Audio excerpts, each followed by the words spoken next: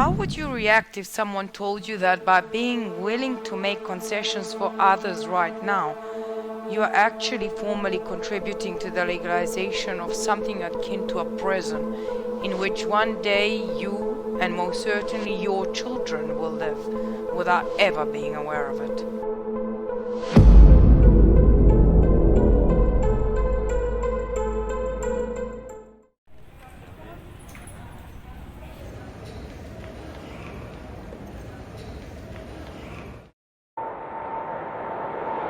Good afternoon, ladies and gentlemen. On behalf of Jednom, once again, welcome on board.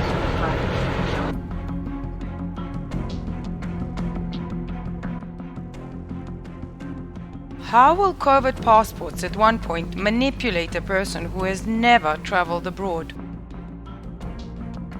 Is it possible that absolutely every person will at least once in the near future be in a situation where their right to move freely is completely dependent on someone else?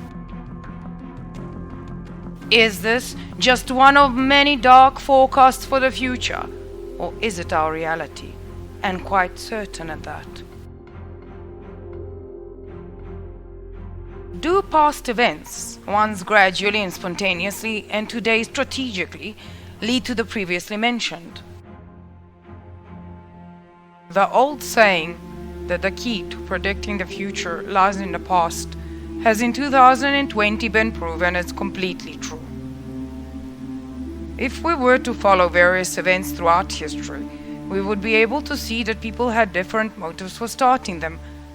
But what lies at the top of the hierarchical pyramid, and what they all had in common, was a certain need for centralization of power. Unfortunately, this was not only something that was sought out, but as it turned out, actually was for the most part a result of majority of these events. From very early on until the second half of the 20th century, extremely cruel and destructive wars were fought in order for the individuals or smaller groups of people to be able to consolidate the power that they held over the rest of society to which they belonged. However, then came a time when people were reminded of the fact that the greatest victory over an enemy could be achieved without a single bullet having been fired. Or in other words, when they are subjugated and defeated without being aware of it, which has become absolute primary in wartime doctrines and as such is studied in military academies and especially during the training of the so-called secret services. Or in other words, instead of starting a conflict that everyone will talk about, that is costly, and that in the end one can always lose for no particular reason, it is much more practical to secretly manipulate an enemy and achieve the same result. What exactly is the danger of allowing the so-called COVID passports to be introduced? An official position on COVID passports is that they are to be introduced so that countries can control the entry of individuals who are potential carriers of COVID-19 infection from abroad. Such a task can only be achieved by ensuring that only those individuals who have received a specifically specified vaccine are allowed to cross the border. Once a person is brought to a psychological state that is so close to panic, as they have relentlessly been bombarded with information on how they are constantly in danger and their life is threatened by an invisible enemy, it becomes understandable that such an idea can easily become acceptable to them. On the other hand, if we bear in mind that an average person is extremely superficial, not for the lack of intelligence or education, but primarily due to the newly imposed fast pace of life, and that they do not look deeply at the information coming at them and therefore do not think about the future consequences, it is clear that such a decision by the authorities may even be considered as useful to them. If another very important fact is added to the mix, that is that objectively, relatively small number of people in the world travel abroad at all, it becomes quite probable that such a decision can be accepted by the society. However, this is where the main problem comes in. The moment such a precedent is set in the legal system, it is only a question of when and to what extent it will happen again that remains. And from this point on, there will be no end to it. If receiving a certain vaccine is to become a prerequisite for foreign travel, what is to guarantee that based on similar grounds, such a legal model will not be applied in other segments of life? For example, when using public transportation, going to school or work, accessing any closed or perhaps even open public facility. When will various vaccine certificates be issued instead of COVID passports to serve as a pass for one to move within the country? Who can guarantee to a person that these vaccines will not contain any substances that are harmful for them?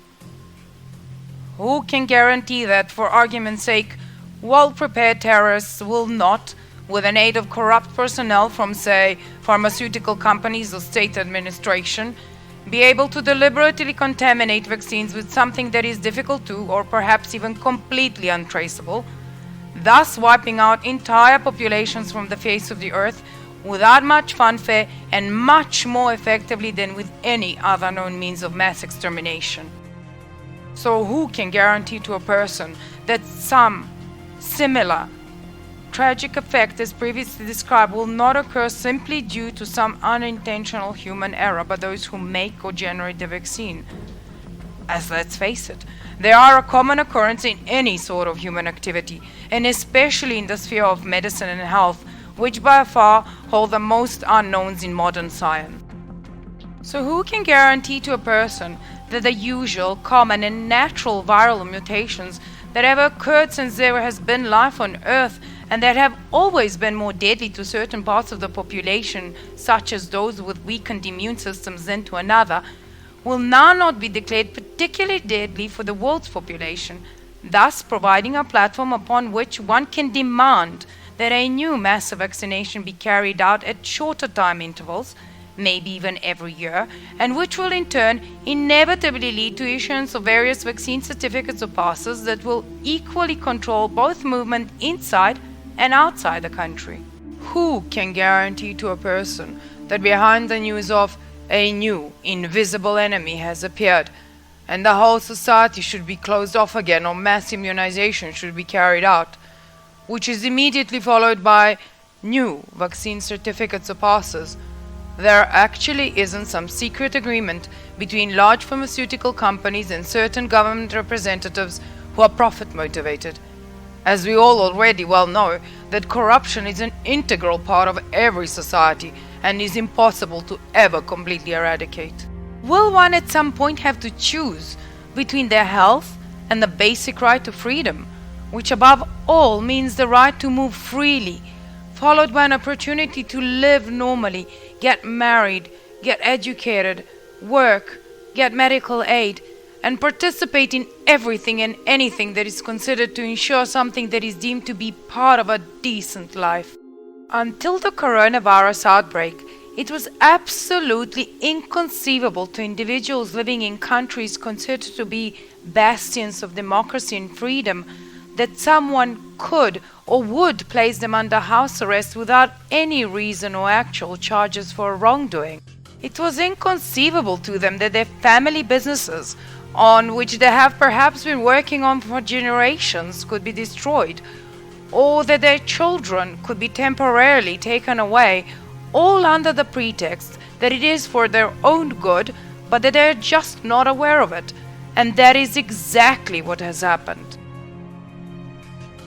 Why then would anything previously mentioned be impossible? Overview of the problem and its severity from yet another angle that is completely understandable by all. For a better understanding of all of the above, I would like to recommend the famous science fiction movie called I Am Legend, whose plot perhaps best illustrates the possible consequences of all that has just been said. The movie trailer for the same can be found in the video description. This is one of those fictitious examples of what could happen to our species if decisions regarding everyone's health were to be made from just one single site, and with our full consent and or access to our bodies.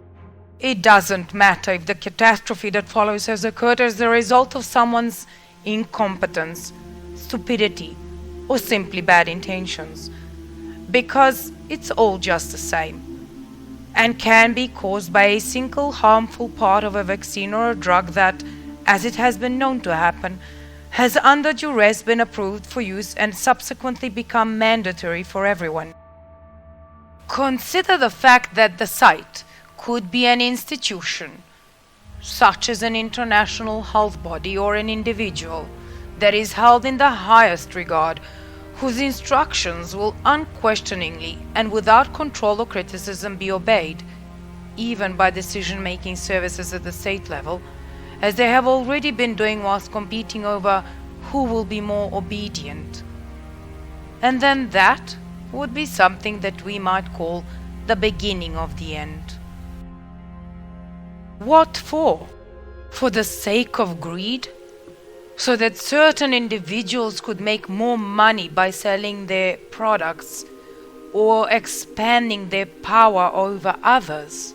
Or maybe so that someone evil could achieve something that's only understandable to them? What could be the most important question of them all?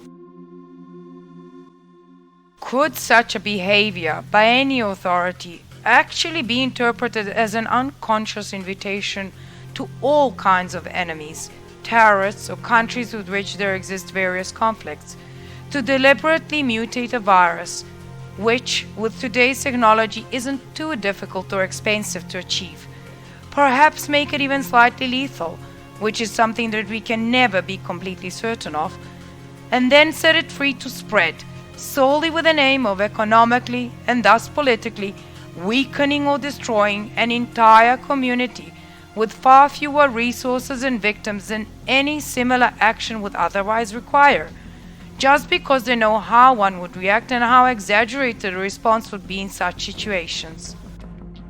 If a well-meaning person, such as the author of this, considered all this in just one day, the question that remains is, what ideas can a well-organized team of highly trained professionals come up with if they had but bad intentions, good logistics, and adequate time to prepare? Is the only way to prevent something like this to not allow a legal precedent that will start with just one bureaucratic little thing, to then, as has always been the case throughout history, turn into something incomparably bigger, more complex, and tragic?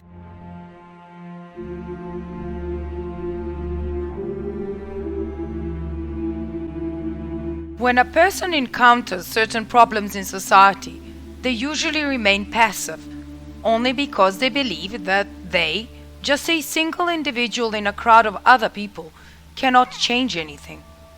But that way of thinking is completely misguided. Imagine what kind of changes would be possible if only they were aware of this. If everyone would do only what they thought that they should do, and not pay any attention to how others behave, the results would be amazing.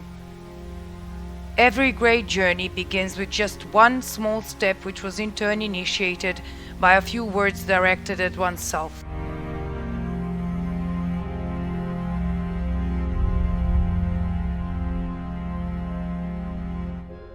In the previous video I said that all this started with lockdowns, and now it is to continue with vaccine certificates or passes. So the logical question after all of this still remains and is the same as it was at the end of the following message. Abstract. To a large number of people, the subject being discussed appears to be something that is a common method of solving a currently big problem in the world, the coronavirus pandemic, and one that is transient in its nature, or in other words, that will disappear together with the disappearance of the current crisis. However, there are individuals who have accurately predicted certain developments, such as the use of specific documents like COVID passports, long before coronavirus pandemic was ever mentioned, who believe that this is only a prelude to something much bigger and more dangerous than any pandemic that could befall on humanity could ever be. What's more, they deem that it is permanent. And what if they're right? An average person dismisses such claims and predictions as some kind of conspiracy theories. But what if the possible, perhaps tragic consequences of it all are felt by them or their families? And that not in some futuristic, far-off future, but rather in one that's already quite close by. How will they then explain to themselves and those closest to them why they didn't at least try to do something to prevent it when they were warned about it on time? The main question raised here is it so hard to accept that we might be wrong? And that's simply because we believe the wrong authorities. The author of this does not want to make any judgments of his own, but rather to state the facts and ask questions, and it is up to each individual to come up with their own conclusions.